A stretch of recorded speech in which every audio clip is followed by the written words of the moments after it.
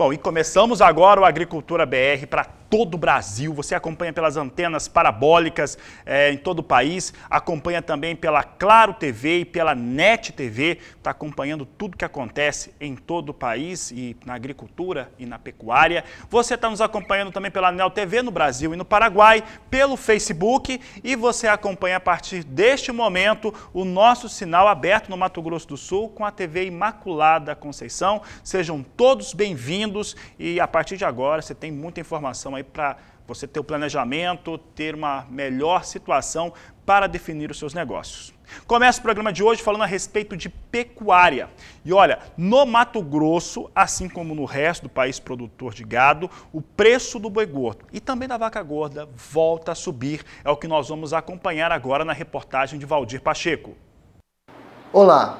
Recentemente, o Instituto de Defesa Agropecuária de Mato Grosso, o INDEA, divulgou uma evolução na quantidade de bovinos em maio de 2020 no estado.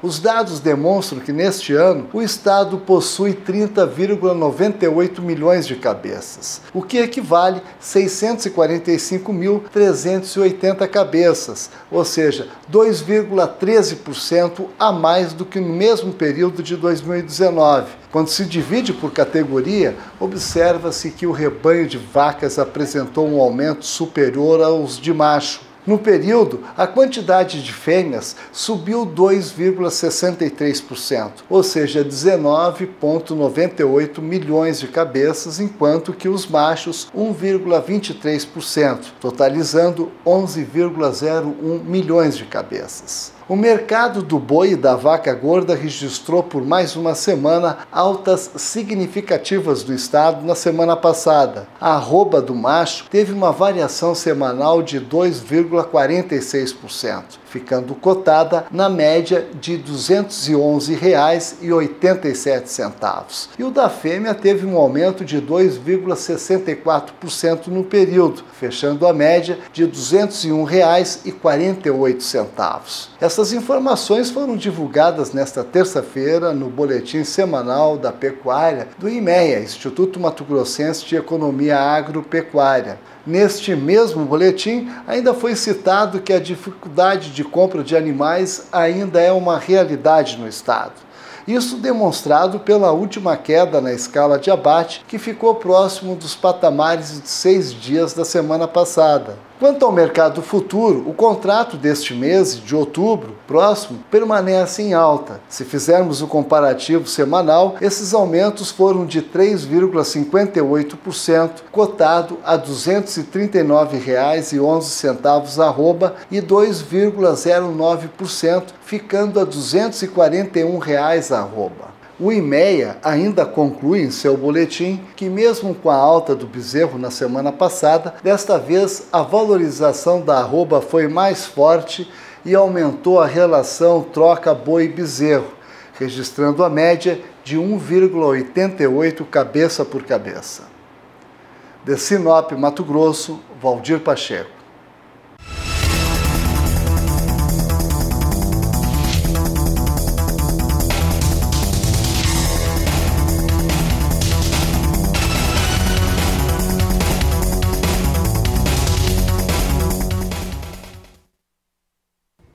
Continuamos falando um pouco a respeito do mercado pecuário, porque alguns dados, inclusive essa semana, nós tivemos alguns negócios em pico de preço, eu estou falando que é pico de preço, então alguns pecuaristas conseguiram negócios a R$ 255 até R$ 259 por arroba no estado de São Paulo. E aí nós perguntamos para o professor Marcos Fava Neves qual que é o limite, o quanto que o mercado suporta, pensando em cadeia produtiva, consumidor externo, interno, quanto que o mercado suporta para a arroba do boi, e ele respondeu.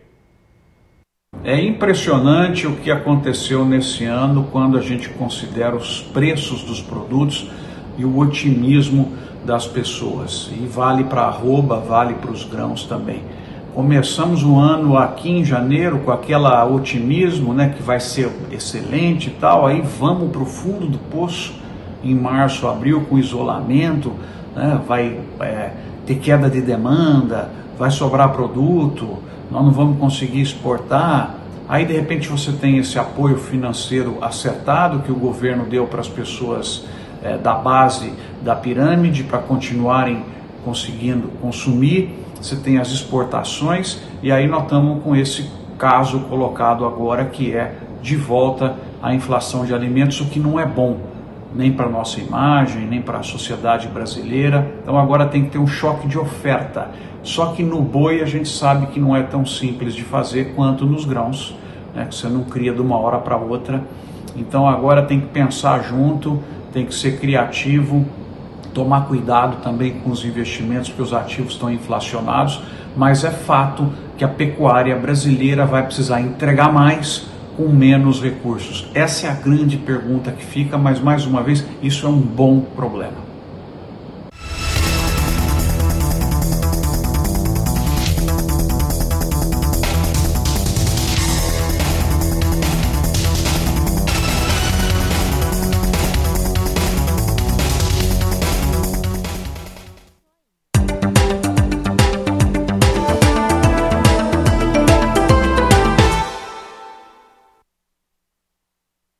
No final da tarde de ontem, o Rabobank anunciou seus números para a safra brasileira de soja 2020-2021 e trouxe números que podem ser até considerados um pouco conservadores. 130 milhões e 100 mil toneladas são os números estimados pelo Banco Cooperativo de origem holandesa e que trouxe aí nos seus levantamentos aquilo que eles acreditam de produção no Brasil. Vamos olhar agora esses números resumidos, produção e a área a ser ocupada, que foram divulgados pelo Rabobank. Veja só que são 130 milhões e 100 mil toneladas, todas as instituições e empresas que divulgaram até agora, eles divulgaram acima de 131, né? 131,5, números nessa casa aí. E a área ocupada também um pouco mais modesta, 37 milhões e 900 mil hectares. Não tanto modesta assim, está muito perto daquilo que as outras empresas de consultoria, quando divulgaram, anunciaram também. Esses são os números que nós trazemos para a produção brasileira de soja estimada pelo Rabobank na campanha 2020-2021. Siga o programa de agora. Ontem, nessa última quinta-feira, melhor dizendo, nós trazíamos aqui números em relação ao estado do Paraná, a estimativa de produção. O Paraná vem com uma boa estimativa, ligeiramente menor do que o resultado de safra 2019-2020, mas mais de 20 milhões de toneladas de soja a serem produzidas na campanha 2020-2021. O estado do Paraná, dos grandes produtores, foi o primeiro a ter o vazio sanitário encerrou nesse último dia 10, quer dizer que desde o dia 10 já havia condições de cultivo, entretanto não tem chuvas. E isso, claro, impede que o cultivo ocorra. Você vai saber agora como é que estão os preparativos para a semeadura e como que isso deve ocorrer no estado do Paraná, na reportagem de Mauro Andrade. O Paraná é o primeiro estado a iniciar e a terminar o período de vazio sanitário da ferrugem asiática no país. Aqui no estado, o vazio sanitário vai de 10 de junho a 10 de setembro, ou seja, hoje, 11 de setembro, o plantio da soja já está liberada e os produtores estão animados com os bons preços da oleaginosa. Eu conversei com Marcelo Garrido, ele é técnico do Uderal, sobre as perspectivas da safra 2020 e 2021 aqui no estado. O vazio sanitário da soja no estado do Paraná se encerrou ontem, no dia 10 de setembro, né? Foram 90 dias aí com a proibição das plantas de soja no estado do Paraná. A partir do dia 11, essa sexta-feira, está permitido o plantio. Os produtores paranaenses vão a campo para plantarem aí uma área de aproximadamente 5,5 milhões de hectares, com uma produção esperada de 20,4 milhões de toneladas para a safra 2021. Né? Os produtores estão animados, os preços estão aí acima de R$ 115, os preços recebidos, e isso está trazendo um certo ânimo ao produtor. Né? A preocupação se dá com relação ao clima, né? A previsão para as próximas semanas aí ainda é de um clima seco, como vem ocorrendo nas últimas semanas, então o produtor agora está um pouco preocupado com a questão climática nesse início de safra, nesse início de plantio. Né? Mas, de toda forma, é uma safra em que a gente estima uma produção boa, uma produção com preços bons, em que os produtores aí querem ser recompensados de novo aí com bons preços para poderem aí seguir já planejando uma segunda safra, quem sabe já planejando aí também o ano de 2021.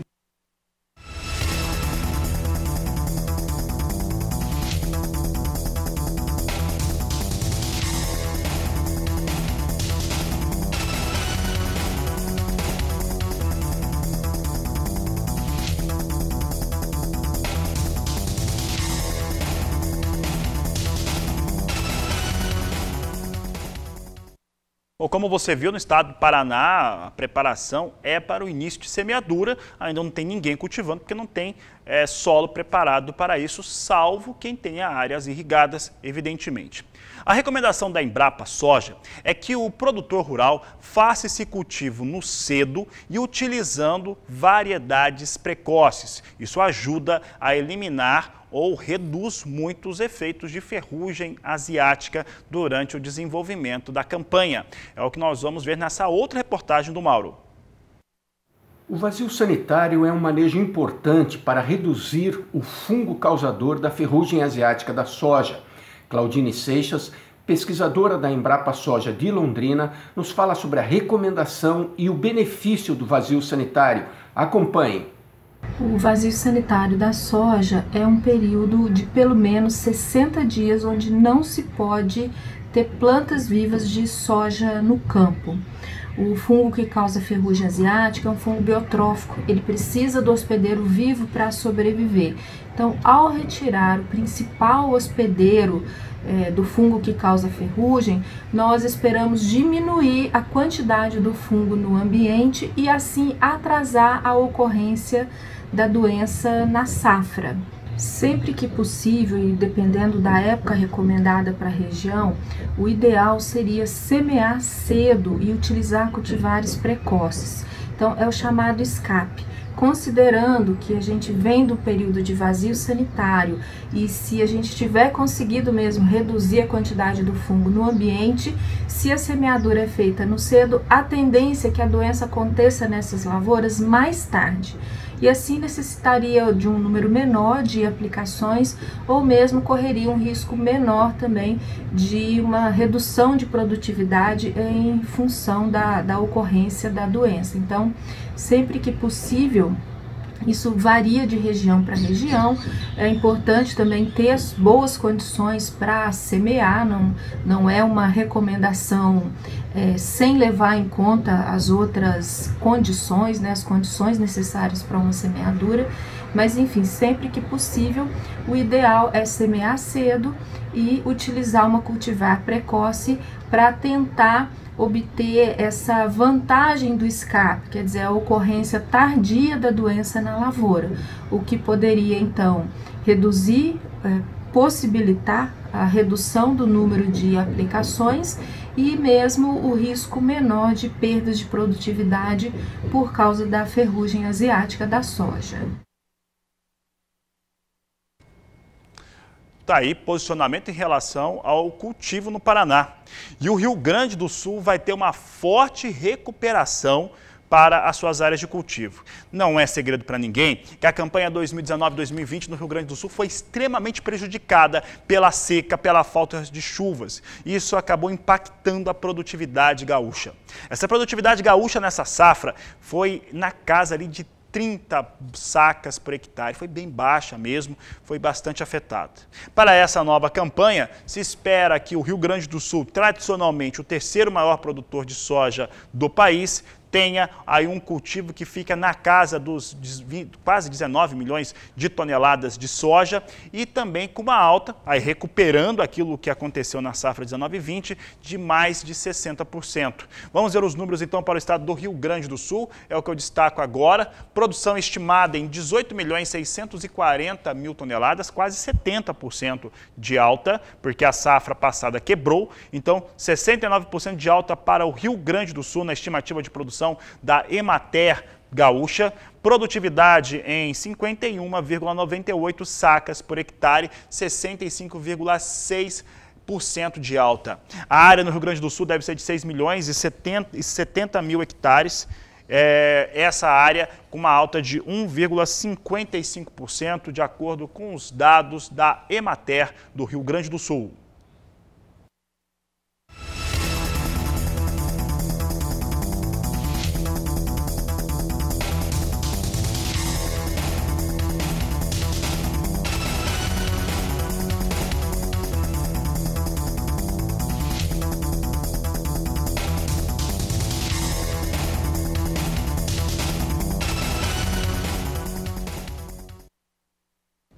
E agora nós convidamos para a participação aqui no Agricultura BR o presidente da AproSoja do estado de Goiás, Adriano Barzotto. O Adriano vai conversar conosco agora. Adriano, obrigado pela sua participação mais uma vez aqui no nosso programa. E eu já vou começar perguntando para você sobre as perspectivas para a campanha 2020-2021. O estado de Goiás, inclusive, antecipou um pouco o final do vazio sanitário para o dia 25. O que se espera dessa safra? O que a AproSoja está pensando nessa safra 2021 no estado de Goiás? Boa tarde, seja bem-vindo. Boa tarde, Fabiano. Boa tarde, telespectadores do canal do Boi.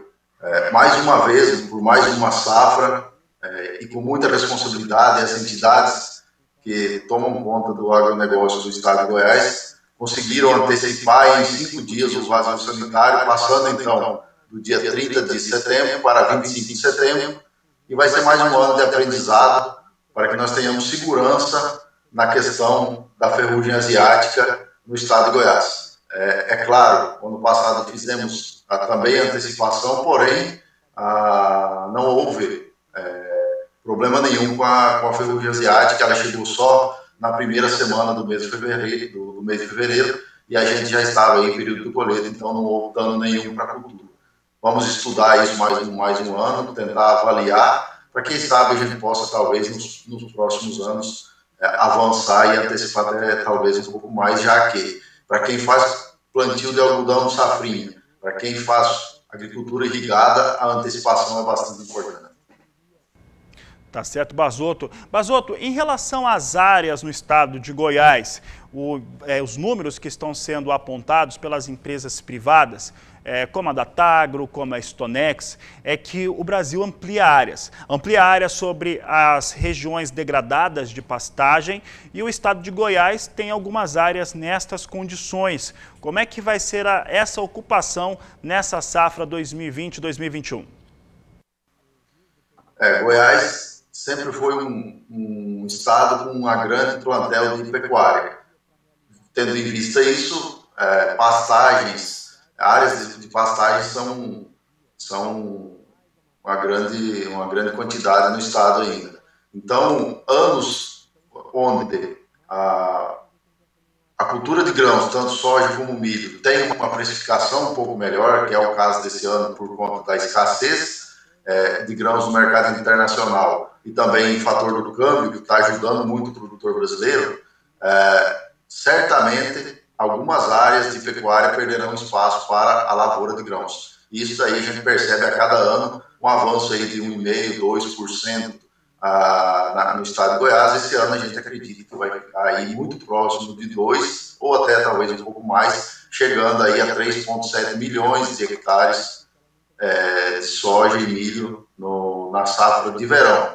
Depois teremos aí a safrinha com mais uma quantidade de área plantada. Então, Goiás vem avançando na questão de abertura de áreas em pastagens degradadas e não perdendo a liderança na questão da produtividade pecuária, porque o produtor que tira a área de pastagem e transforma ele em lavoura, ele continua trabalhando com a pecuária de forma um pouco mais intensiva e mais tecnificada, e isso mantém tanto a pecuária como a agricultura no equilíbrio.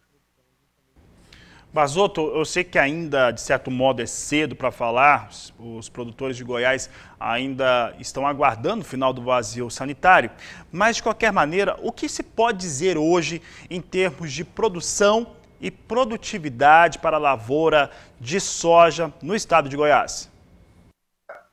Muito cedo ainda, Fabiano, para a gente fazer uma avaliação como essa. A gente sabe que o período chuvoso vai se iniciar agora na virada do mês. Geralmente o sudoeste do estado recebe algumas chuvas um pouco mais antecipadas, né? O estado é um grande irrigante, então tem esse fator também, que os produtores vão poder fazer esse plantio um pouco mais antecipado. Porém, a grande maioria dos produtores e das propriedades do estado de Goiás iniciarão o plantio somente a partir do dia 10 do mês de outubro.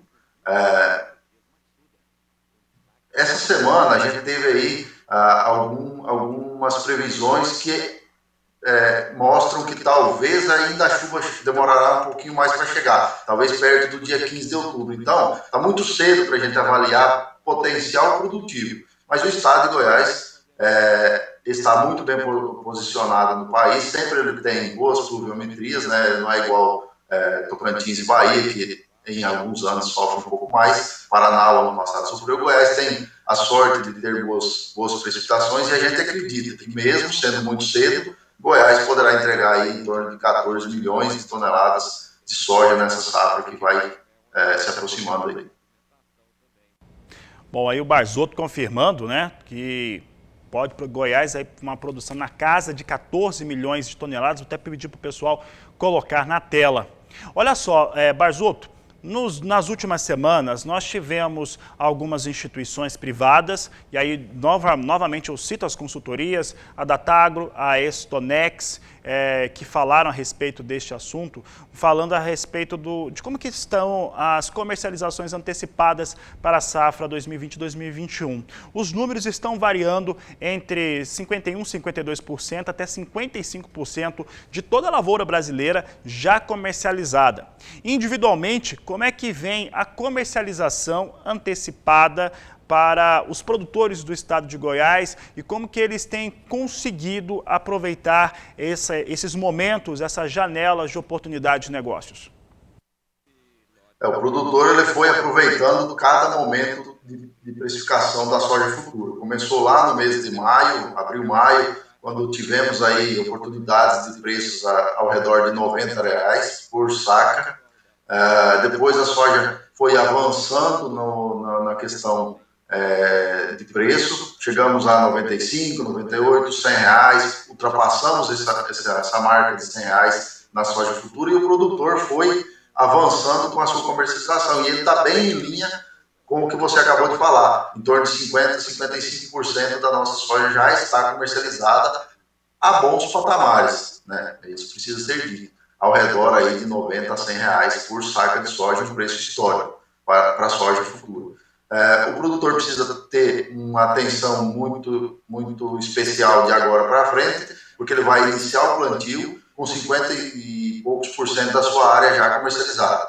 Porém, se houver veranico, se houver alguma intempérie e durante o desenvolvimento da cultura sofrer um pouco de perda na produtividade, é claro que o produtor tem que tomar cuidado e não avançar demais, porque contratos firmados precisam ser cumpridos. E fazer o distrato de um contrato futuro é muito complicado, o produtor acaba pagando muito caro por isso. Então é melhor fazer paulatinamente a sua comercialização, já fez uma quantidade bastante expressiva, porém, de agora para frente, tirar o pé, observar o mercado futuro e talvez deixar aí para fazer um avanço maior nessa comercialização lá na colheita, ou às vezes até guardar um pouco de soja para o segundo semestre de 2021, que com certeza teremos bons preços também, e o produtor terá soja no seu barracão já, vai estar com ela guardada e poderá sim comercializar tranquilamente.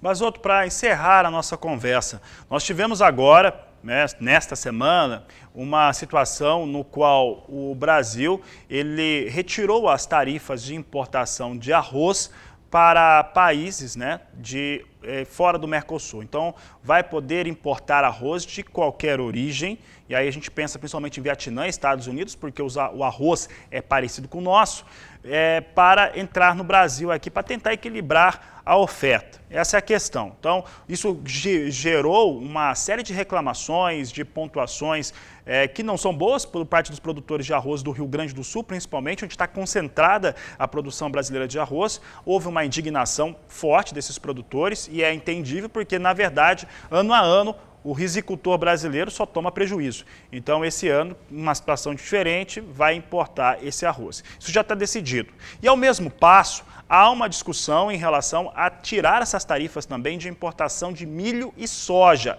Com relação a essa importação possível de milho e soja fora do Mercosul, sem tarifa, como é que a ProSoja de Goiás, como é que você está vendo este momento?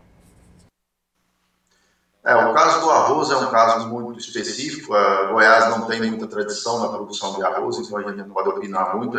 Eu imagino que essa redução de tarifas vai ser específica para poder suprir o mercado de agora até o final do ano, porque logo na virada do ano a gente vai ter já as primeiras colheitas lá no Rio Grande do Sul e o mercado vai ser estabilizado. No caso da soja e do milho, isso só mostra a grandeza do nosso país. Um país que consegue ser o maior produtor de soja do mundo, o maior exportador de soja do mundo, um grande player na questão do milho.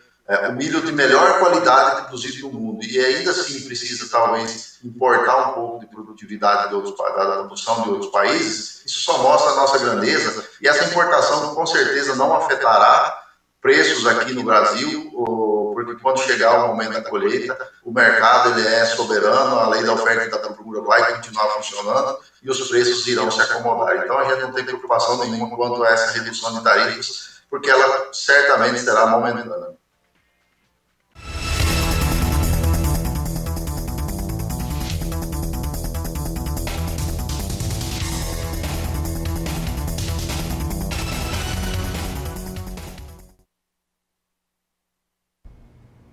Seguimos falando de soja e agora falando sobre o cenário internacional de Estados Unidos. Olha, tradicionalmente na quinta-feira que é divulgado o relatório de vendas e exportações. Como foi feriado na segunda-feira do Dia do Trabalho nos Estados Unidos, foi divulgado nesta sexta. E olha o número que está na tela. Olha só, 3.160.000 toneladas de soja foram comercializadas na semana encerrada no último dia 3 de setembro pelos exportadores privados norte-americanos. É muita soja. Vou dizer para você que quase tudo foi para os Estados Unidos e esse número é quase 100% maior daquilo que foi comercializado uma semana antes. Veja comigo na tela que vai ficar mais simples para você entender o que eu estou dizendo. Olha só, venda semanal. É essa a venda, 3.160.000 toneladas até o dia 3 de setembro, de acordo com o Departamento de Agricultura norte-americano. Para a China, 1.580.000 toneladas. Destinos não declarados, 926.000 toneladas de soja. Agora volta um pouquinho aqui, vou só esclarecer esse negócio do destino não declarado. Para quem acompanha diariamente os números dos Estados Unidos, a gente sabe que destino não declarado é China também. Então a China comprou ali nessa semana, encerrada no dia 3 de setembro, quase 2,5 milhões de toneladas de soja.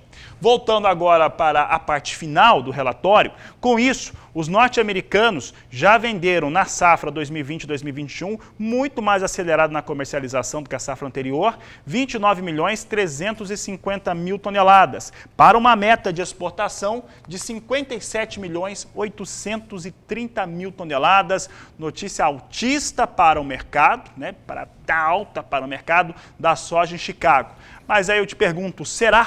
Sabe por quê? Porque daqui a pouco, e você vai acompanhar ao vivo nessa edição do Agricultura BR, você vai ver alguns dados, vai ser divulgado o relatório de oferta e demanda do Departamento de Agricultura dos Estados Unidos e eu vou mostrar aqui para você. Vou trazer os dados, os números aí do que acontece com esses números que serão apresentados para as mais diversificadas culturas. Os dados que nós vamos trazer nessa edição ainda serão de soja e milho. E aí, esses dados podem fazer a soja em Chicago, veja só, chegar a $10 por bushel novamente ou, quem sabe, trazer uma grande realização de lucros. Será? Vamos ver como é que vem soja em Chicago neste momento. O compasso é de espera, está todo mundo esperando e está acreditando em novas altas. Olha como é que soja sobe e a marca de $10 o bushel já não é tão distante assim, está bem perto. Neste momento, alta de quase 1% nas posições de mais curto prazo. Novembro, $9,87 o bushel. Janeiro, $9,90 mais 6. Março, $9,88 mais 4. Maio, $9,80 89 cents o bushel. Vem de uma maneira que podemos dizer eufórica o mercado neste momento para a soja na Bolsa de Chicago, altas de quase 1%. A estimativa, pelo menos daquilo que nós vimos dos analistas norte-americanos nesta semana, é que esse relatório vai confirmar uma estimativa de redução nas lavouras norte-americanas. Quem acompanha o Agricultura BR sabe que os levantamentos semanais de acompanhamento de lavouras têm reduzido as áreas em boas e excelentes condições sistematicamente nos últimos 25, 26 dias, o que mostra que esse relatório pode mesmo trazer uma redução e aí sim não vai ser uma novidade para quem acompanha aqui a programação do Canal do Boi se soja em Chicago bater 10 dólares. Falar em dólar, vamos dar uma olhada como é que vem o dólar comercial, porque o câmbio ajuda demais nas exportações brasileiras, vem com uma ligeira queda, agora não é tão ligeira não, agora já é uma queda considerável, 0,46% de queda, quase 0,5% de queda para os negócios com o dólar comercial, o câmbio então com queda, R$ 5,29, mais 5 para a moeda norte-americana neste momento. E é sobre dólar, é sobre mercado financeiro que nós vamos conversar agora. Vou conversar com Walter Pulga Júnior, semana encerrando. É uma semana de muita agitação, Pulga, tanto no cenário internacional quanto aqui no Brasil também. Como é que essa sexta-feira aí está terminando assim? Faltam algumas horas para o mercado fechar, mas como é que ela está terminando? Boa tarde, seja bem-vindo. Boa tarde a você, boa tarde a todos. Olha, ontem nós tivemos uma alta para o dólar, vale lembrar, terminou na faixa de R$ 5,32 por conta de alguma incerteza em relação ao orçamento fiscal, né? Os gastos do governo, como o governo vai enfrentar esse período de recuperação pós-pandemia, né? Muito difícil, muito complicado, portanto o dólar se valorizava. Mas hoje o que ocorre é um movimento contrário, né? O dólar agora recua 0,33%, neste momento opera a R$ 5,30. Mas é uma queda. Chegou a cair mais, viu, Fabiano? Nós tivemos dólar aí na faixa de R$ 5,26 hoje pela manhã. Há um apetite por risco no mercado internacional e muitos investidores saem do dólar e compram papéis, notadamente papéis de empresas de tecnologia lá nos Estados Unidos. Então há uma acomodação no mercado nesta sexta-feira que faz com que haja uma desvalorização do dólar frente a outras moedas, não só frente ao real. Mas aqui ainda permanece aquele receio sobre as contas do governo, o equilíbrio fiscal, né? Quanto de dinheiro o governo vai arrecadar e quanto deve gastar, quanto será a nossa dívida lá na frente, né? Enquanto isso, há um ajuste negativo na nossa bolsa. Veja, a nossa bolsa deve encerrar esta semana em queda mais uma vez. Neste momento, aos 98.649 pontos, a nossa bolsa recua 0,19%. Se bem que já chegou a operar abaixo disso, hein? O índice Bovespa, que é o índice que nós usamos como referência para o mercado acionário, chegou a operar na faixa de 97.750 pontos, eu tenho aqui na tela. Ou seja, chegou a cair mais. Depois recuperou um pouco, voltou aos 99.434, mas não retornou à faixa de 100 mil pontos. Portanto, dificilmente haverá uma recuperação até o final desta sexta-feira e o índice Bovespa deve encerrar com uma queda superior a 2%. Já há previsões de que pode encerrar aí com queda esta semana de até quase 3%. Vale lembrar que o índice Bovespa reflete o movimento do mercado de ações e neste momento o que nós temos, mesmo com essa queda, é uma valorização acentuada de mais de 5% com as ações da Vale. As ações da Vale sobem mais de 5%, evitam, portanto, uma queda mais acentuada do índice Bovespa, já que a Vale, assim como a Petrobras, são papéis que influenciam muito na contabilização, vamos dizer assim, né? Nas estimativas, no estabelecimento dos números do índice Bovespa. Então nós temos a Vale em alta, mas temos muitos papéis em baixa, alguns papéis que pesam muito, porque há uma acomodação no mercado em níveis mais baixos. Então nós temos aí preocupação daqui para frente. Como nós falamos durante toda a semana, Fabiano, nada muda, muita oscilação no mercado. Mas ainda o dólar se mantém na faixa de 5,30, é um bom sinal, não houve nenhuma explosão no valor do dólar. E também nós temos lá fora um movimento que é não é muito seguro, né? Na Europa nós temos algumas bolsas em queda, outras em alta. Nos Estados Unidos alguma recuperação vem agora, índice Nasdaq sobe neste momento 0,08%. Petróleo opera ainda na faixa de $40 o barril, esse é o petróleo de melhor qualidade. Petróleo WTI a 37,48, ou seja, nós não temos nenhuma grande alteração nos preços de petróleo que possam alterar outros papéis, já que o petróleo é a rainha das commodities e influencia também nas commodities metálicas e nas commodities agropecuárias. Portanto, de olho na informação, ainda vamos ter muita oscilação no mercado, uma acomodação, e isso não termina hoje. Deve persistir nas próximas semanas. É o que apontam os analistas, os principais bancos internacionais, as grandes consultorias. Portanto, sempre planejando de olho nas perspectivas daqui para frente. É uma retomada? É, mas é uma retomada com alguma turbulência e lenta. Não haverá uma recuperação rápida da economia mundial, tampouco da economia brasileira. É com você, Fabiano. Tá certo, Walter Pulga, daqui a pouco a gente volta a se falar aqui no Agricultura BR. Eu vou seguir falando de soja, pegando aí o gancho do que falamos a respeito do câmbio. Já está na tela, você já está até vendo aqui provavelmente, como é que vem soja nos portos. Nós temos hoje soja muito próximo a $9,90 o bushel. Eu não sei não, mas soja pode bater $10 o bushel em Chicago. Esse relatório vai nos pontuar isso, nós podemos ter isso ainda hoje. E agora nós temos aqui Santos e Paranaguá, os dois portos de referência para o embarque de soja. Nós temos pouca soja comparada aos últimos meses, evidentemente, saindo do Brasil, porque não tem mais soja em quantas quantidades. Mas neste momento nós temos referência de preços, de acordo com a Grãos Corretora, em R$ 135 a saca de 60 quilos, é o que o Agricultura BR traz para você.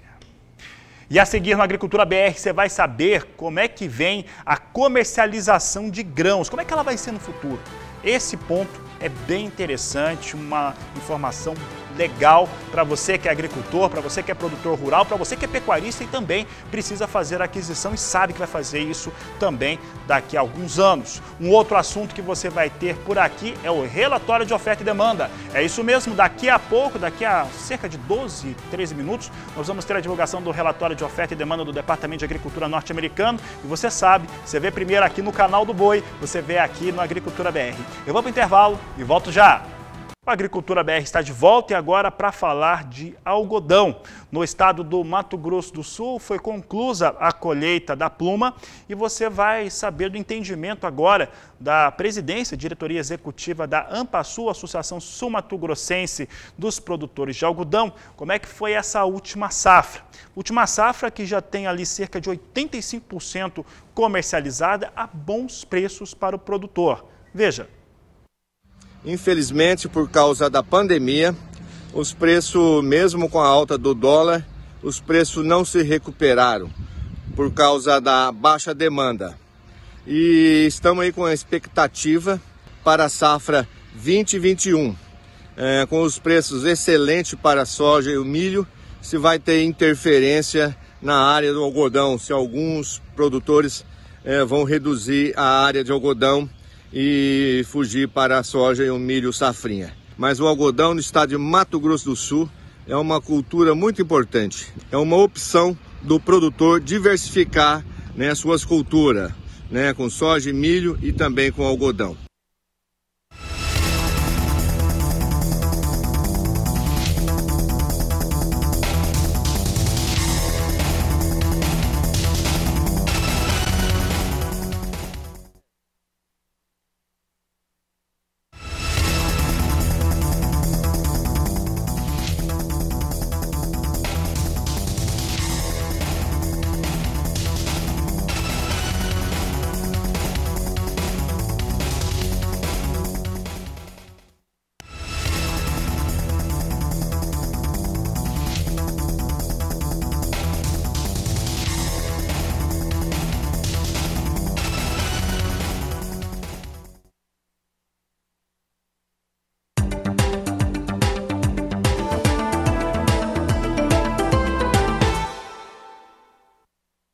Falo de milho agora no Agricultura BR. Milho também nos Estados Unidos tem uma expectativa de logo mais o relatório de oferta e demanda reduzir as estimativas de produção nos Estados Unidos. Nós vamos dar uma olhada rápida agora para ver como é que vem se comportando Chicago. Chicago se comporta com alta.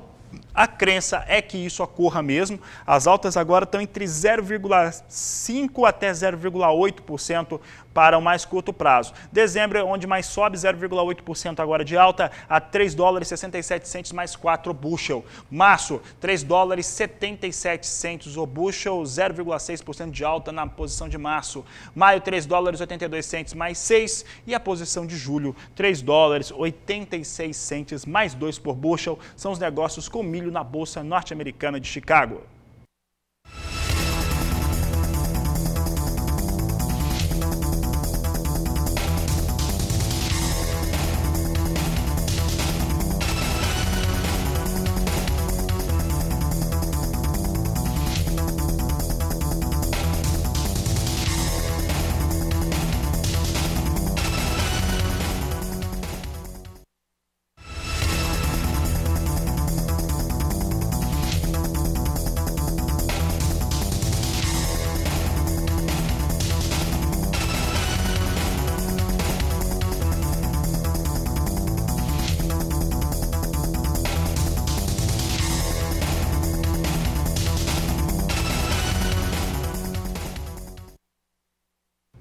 E ontem nós trazíamos todos os destaques em relação ao arroz, tanto posicionamento do IRGA, dos produtores no Rio Grande do Sul e elementos que mostram a insatisfação, claro, do produtor gaúcho, principalmente onde se concentra a maior parte da produção brasileira de arroz.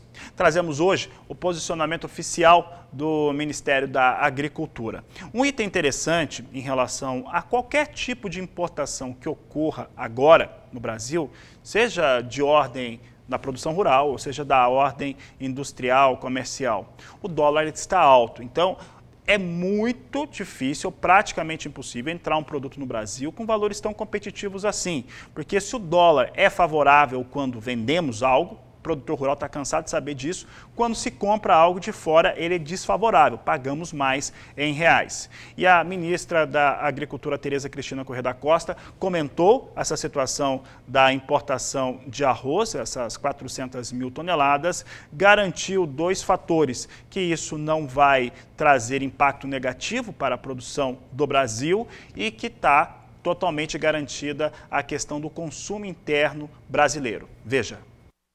Meus amigos, minhas amigas, eu estou aqui hoje para falar sobre o arroz. Eu gostaria de pedir para vocês muita tranquilidade. Todas as vezes que eu vim aqui falar para vocês, em outras ocasiões que tivemos alguns problemas com outros produtos, eu sempre fiz questão de dizer que nós não teríamos problema no abastecimento de todos os produtos que estão aí na mesa dos brasileiros. Agora, o arroz, tivemos alguns problemas com esse produto.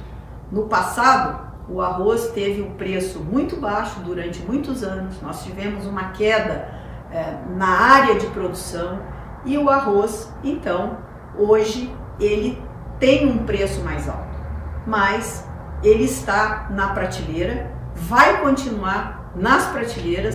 Quero dizer a vocês que as medidas que podiam ser tomadas foram tomadas para fazer a estabilidade e o equilíbrio para esse produto.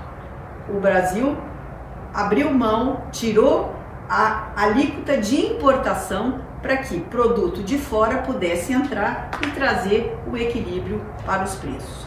Abrimos somente uma cota, porque não temos necessidade de muito arroz, mas isso é uma cota de reserva para que possamos ter a tranquilidade de que o preço vai voltar, vai ser equilibrado e que o produto continuará na gôndola para todos os brasileiros. E o governo está de olho para garantir a todo consumidor que tenhamos produtos nas prateleiras, abundância de alimentos para todos.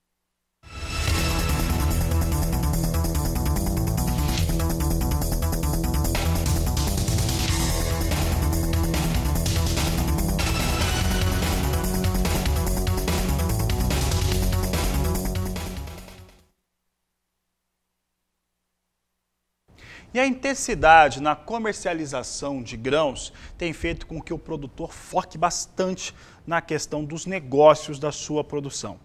Entretanto, não pode se esquecer de fatores que são ligados à preservação da terra. E aí, o equilíbrio entre a utilização de defensivos químicos e também defensivos biológicos é fundamental. É o que nós vamos acompanhar agora na reportagem de João Veríssimo. A intensidade que se vive no Brasil da comercialização e exportação do milho, arroz e principalmente da soja exige do produtor um olhar que vai além da euforia do momento. É preciso estender a visão para que o resultado do agronegócio tenha garantias também futuras. Um dos grandes desafios do agronegócio é a utilização da tecnologia sempre a favor do produtor. Por isso, o controle das lavouras e o controle principalmente das pragas é necessário utilizar produtos à base de agroquímicos e também biológicos. Mas isto requer equilíbrio e para chegar a este ponto é necessário estudo, tempo e muita dedicação. A finalidade última é garantir sempre uma maior produtividade e lucro. E, claro, preservar a terra para que ela garanta resultados, não somente no presente, mas também no futuro. O pesquisador Arthur Soares, da empresa Simbiose, com sede no Rio Grande do Sul, tem se debruçado no desenvolvimento de alternativas para o controle biológico das pragas que atacam as lavouras. Durante muito tempo, se utilizou somente o controle químico. Agora, há também a alternativa de controle com produtos biológicos. O controle biológico, sem dúvida nenhuma, ele faz parte disso, pelo seguinte fato. É ambientalmente correta, né? Ela não traz danos ou não agride ao sistema, pensando em solo, pensando em planta, pensando na fauna, na flora existente, né? Onde a gente vem trabalhando com essas tecnologias. Reduz sim a carga de defensivos mais agressivos, os defensivos convencionais. A gente tem observado isso também em áreas que a gente vem utilizando o controle biológico ou mesmo a utilização de biofertilizantes, como a gente vem trabalhando nos últimos anos também, ou inoculantes de alta performance. Nós temos observado uma redução dessa carga, então, por consequência disso, tem sim um lado ambiental muito favorável. Mas, além disso, tem um lado do produtor rural que vem, nos últimos anos, buscando aumentar seus tetos produtivos. Isso hoje é uma missão do produtor rural. O mundo precisa produzir alimento. Os defensivos químicos, ou convencionais, vamos colocar assim, são excelentes, de alta performance. Ninguém vem aqui porque eu trabalho com controle biológico, químico não presta ou convencional não presta. Sim, nós temos que pensar em manejo, nós precisamos de todas as ferramentas trabalhando harmoniosamente. Quando a gente entra numa dessas áreas com uma tecnologia, ou que seja um biofertilizante, que nem a gente vem desenvolvendo agora com a Embrapa nos últimos anos, que é o Biomafós, né, que é o primeiro solubilizador de fósforo do país. Ou quando você entra com um nematicida microbiológico, ou numa área dessa onde você tem o nematóide no solo, que é um problema que hoje toma, em média, 10% de toda a produtividade de soja do país. Isso é muita coisa, né? Ou quando você entra com um biofungicida, né, a base de um fungo benéfico e controlador de doenças de solo. A gente começa a observar isso aqui. A planta ela começa a ficar maior, ela parece mais verde, mais saudável, e por consequência disso você tem sim um aumento do teto produtivo, você vai colher mais, né? Então acho que é aí que a gente se encaixa. Com essa abertura de porteira do produtor, ele começou a ouvir mais, a acreditar mais e querer conhecer mais. Me passa esse nematicida aqui, quero usar aqui, sabe? Me passa esse biofungicida aqui, a base de fungo benéfico, né, no tricoderma, por exemplo. Quando você compara a tecnologia, não ficamos atrás de nenhuma indústria de defensivo químico. Pensando, até na verdade, assim, é mais difícil produzir defensivos microbiológicos ou biofertilizantes inoculantes do que moléculas químicas. A molécula química ela é mais complicada para se chegar até ela. Depois, os processos são mais simples, né? Porque aqui é vivo, aqui qualquer influência externa, você acaba perdendo o produto. Então você tem que ter muito cuidado, tem que ser muito bem feito. Associado também à questão legal. Ministério da Agricultura, Anvisa, IBAMA, órgãos que hoje estão inseridos aqui dentro. O biológico hoje, sem dúvida nenhuma, eu posso dizer que ele é fundamental, já indispensável. Esse é o caminho, mas a interação, sem dúvida, o biológico veio para ajudar o químico. Ainda segundo o pesquisador, com um consumo de alimentos cada vez maior no planeta, é necessário também mudar conceitos e quebrar, especialmente, paradigmas.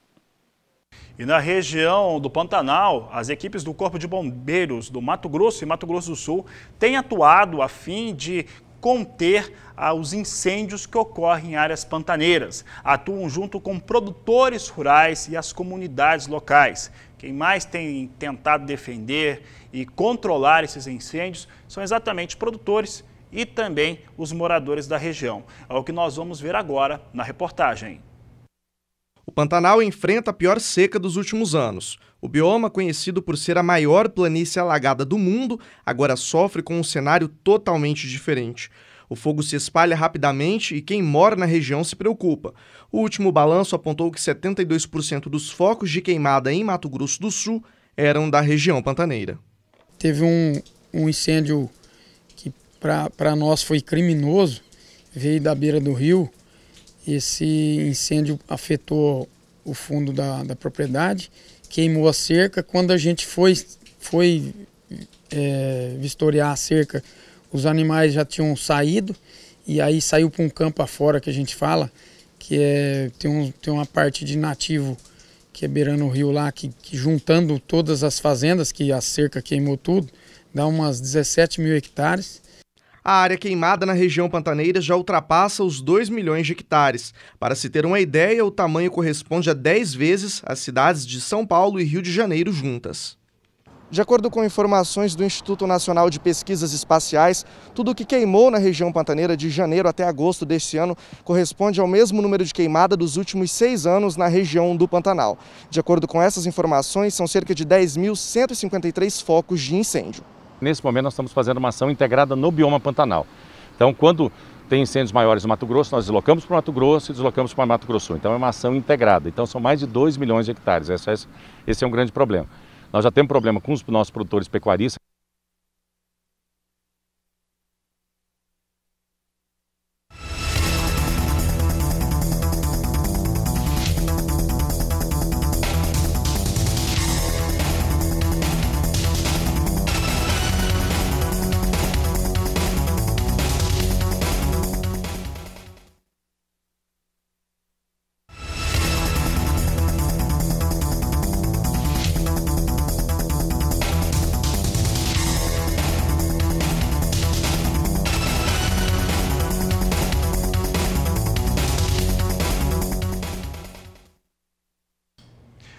Estamos agora aqui no Agricultura BR para falar de café com você. E os números do Secafé apontam um bom embarque de sacas durante o mês de agosto e é o que nós vamos mostrar agora para você no Agricultura BR. Acompanhe comigo os dados aqui para o café. A posição de dezembro... Só um pouquinho aqui, o pessoal colocou aqui os dados para café arábica em relação ao café. Vou fazer o seguinte, volta aqui para o estúdio de novo. Nós estamos aqui destacando o café. Vamos começar com o café arábica, o pessoal colocou na tela. Vou pedir para o pessoal pontuar agora os dados do Secafé que nós estávamos falando agora. Se nós tivermos condições, só pode colocar, senão é isso aí. Secafé trouxe números de exportação no mês de agosto muito interessantes em relação ao que acontece com as exportações brasileiras. Olha só, em agosto, de acordo com o Secafé, o Conselho de Exportadores de Café do Brasil, houve um total embarcado de 3.300.000 sacas de café. Do total, foram 2,5 milhões de arábica, 472.200 sacas de café Conilon.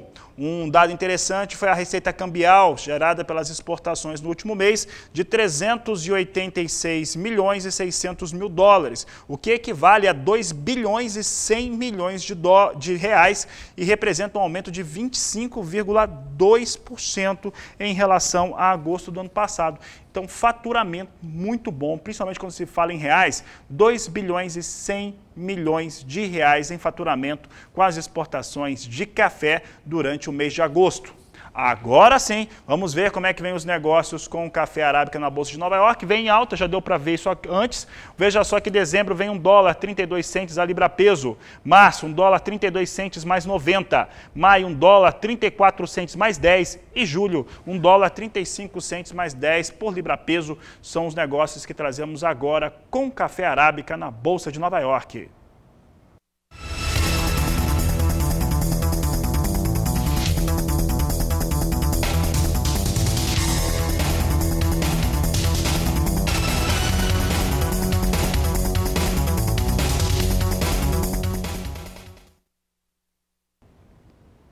Falamos agora do café robusta negociado na Bolsa de Londres. Você acompanha comigo as posições em alta de cerca de 1% neste momento. Posição de novembro a $1.440 a tonelada. Janeiro, $1.452. Março, $1.464 a tonelada. E maio, $1.475 por tonelada. São os negócios com café robusta na Bolsa de Londres.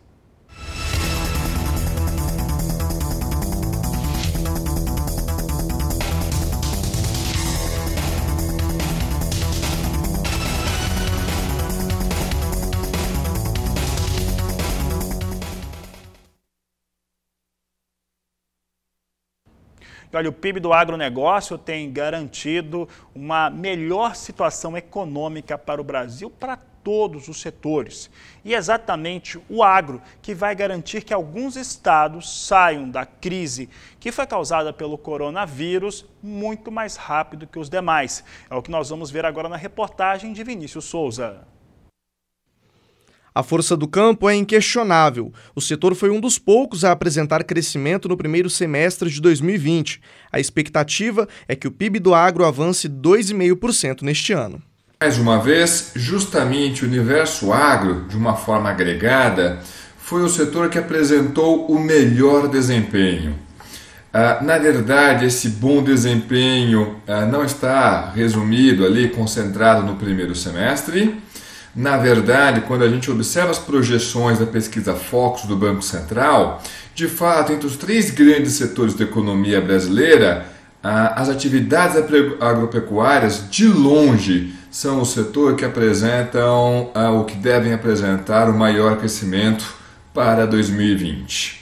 A queda do PIB no final do ano de 2020 é inevitável para o Brasil, mas alguns estados, a exemplo o Mato Grosso do Sul, devem apresentar resultados positivos mesmo durante esse cenário de pandemia.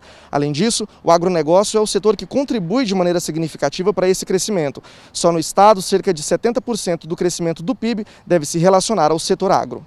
Exatamente o fato do estado ter uma base agrícola e uma base agrícola bastante diversificada, né? Porque nós temos aí produção tanto de eucalipto como soja, milho, as commodities tradicionais, mas nós temos também a questão toda da pecuária. E quando nós falamos de pecuária, avicultura, suinocultura e suinocultura.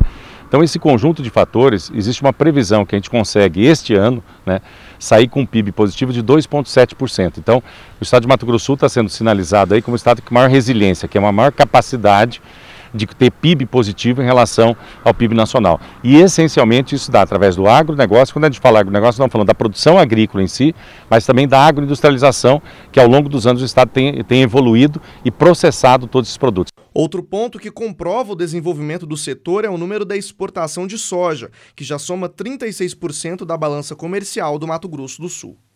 A gente não consegue falar em exportação sem ter recorde de produção.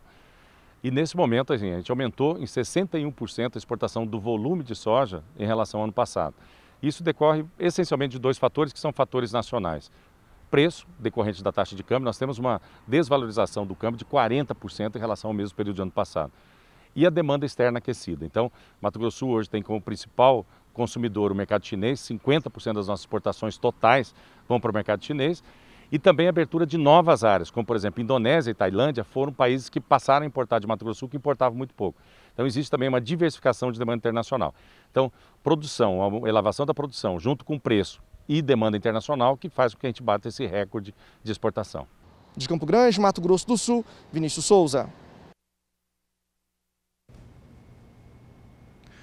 Tá aí as informações sobre a economia, recuperação econômica, no caso do estado do Mato Grosso do Sul, o entendimento de um dos economistas mais importantes do país e que apontou que alguns estados brasileiros têm uma perspicácia e uma comodidade melhor para sair da crise causada pelo coronavírus, a crise econômica.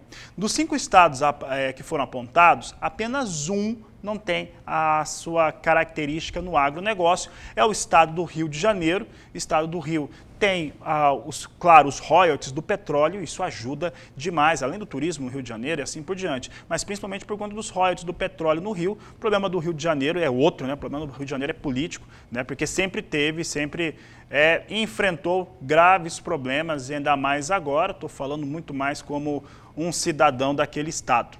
E olha, nós tivemos há pouco a divulgação do Departamento de Agricultura dos Estados Unidos para o seu relatório de oferta e demanda. E o Departamento de Agricultura norte-americano confirmou aquilo que todo mundo esperava. Você viu que soja estava quase em $10 há pouco? Pois é, e soja vai mesmo bater $10, porque os norte-americanos reduziram bastante a sua estimativa de produção e mais ainda os seus estoques de passagem.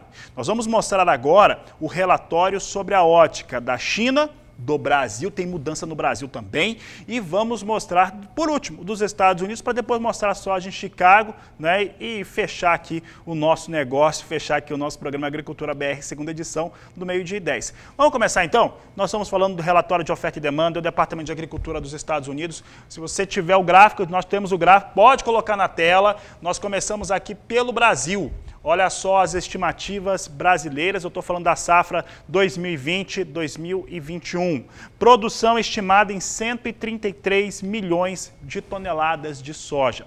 Essa estimativa, meus amigos, é 2 milhões de toneladas acima daquilo que foi divulgado no mês de agosto. Volta aqui um pouco para o estúdio, 2 milhões acima. 133 significa que o Departamento de Agricultura acredita agora que o Brasil vai produzir 2 milhões de toneladas a mais. A outra coluna é exportação, e essa nos chama muito mais atenção, né?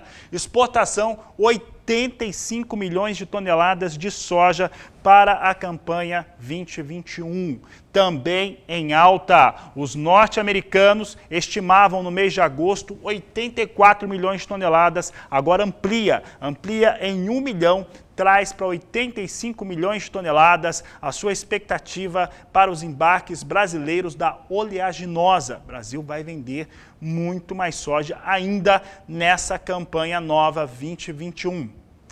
Vamos falar agora do que acontece com China. Vamos trazer o gráfico da China, porque a China não teve mudança nenhuma, não. A China continua com seus números enormes, aqui bem, que chamam muita atenção, né? Primeiro, uma produção, né? A produção chinesa não muda, é 17 milhões e 500 mil toneladas, esse número não se altera, é o número que vai se mantendo aqui e nós destacamos no Agricultura BR. Não houve nenhuma alteração, esses dados agora de setembro são exatamente iguais aos de agosto.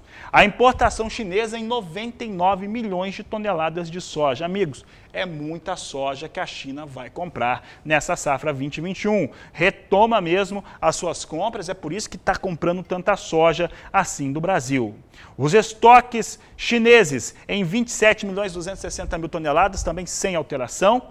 Para um consumo interno, olha só o chamado crush, né, o esmagamento para a soja da soja nos Estados Unidos, do Brasil, da Argentina, que vai para a China, vai chegar aí a 116 milhões e 400 mil toneladas o consumo interno de soja da China. São 116 milhões e 400 mil toneladas, um número extremamente elevado para o consumo interno chinês, mostrando toda a força. Então, até agora, mudança em relação ao Brasil, Brasil produzindo 133 milhões de toneladas e embarcando 85 milhões de toneladas de soja na safra 2021.